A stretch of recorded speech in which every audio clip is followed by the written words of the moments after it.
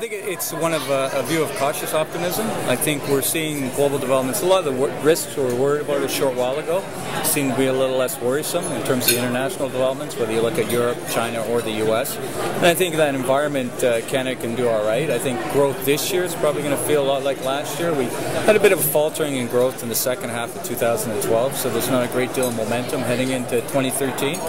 And for Canada's case, what we're looking at is that consumers softening somewhat, the government's pulling back a bit, so it's going to be a story about exports and investment. And when we look across Canada, some regions are doing better than others in that prospect. And I think Windsor stands out relative to some other areas. So again, similar to what we expect at the national, even the provincial level, is this year will feel like last year, but as we move through the year, growth prospects should improve. And I think here it's going to be driven by recovering in the U.S. economy. So even in a strong currency environment, I think exports will be a good news story.